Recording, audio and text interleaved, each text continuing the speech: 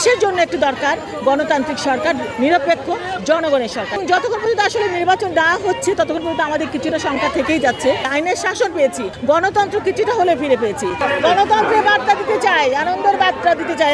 নিশ্চয়ই আমাদের প্রধান উপদেষ্টা যে ঘোষণা দিয়েছেন একটি ফেব্রুয়ারিতে নির্বাচনের ঘোষণা দিয়েছেন, আমরা অনেক আশাবাদী যে উনি ওনার কথা রাখবেন এবং অচিরে একটা চিঠি দিবেন যেটা নির্বাচন কমিশন শিডিউল ঘোষণা করবেন।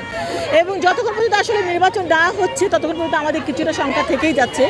তবে আমরা আশাবাদী যে আমরা স্বৈরাচারী সরকারের পতন ঘটিয়েছি এবং এখন একটা সরকার এসেছে, কিন্তু আমরা মনে করি অন্তত আমরা কিছুটা হলে বাকস্বাধীনতা খুব ফিরে পেয়েছি, আইনের শাসন পেয়েছি, গণতন্ত্র কিছুটা হলে ফিরে পেয়েছি। সুতরাং দেশের জন্য একটি দরকার গণতান্ত্রিক সরকার, নিরপেক্ষ জনগণের সরকার। এই জনগণের সরকার যতক্ষণ না থাকে জবাবদিহিতা থাকে না। আর জনগণের সরকার প্রতিষ্ঠা হওয়ার জন্য দরকার নিরপেক্ষ ভোট, সুতরাং ভোটের দরকার। কেমন বাংলাদেশ চান? আগামী বাংলাদেশ কেমন চান আপনারা?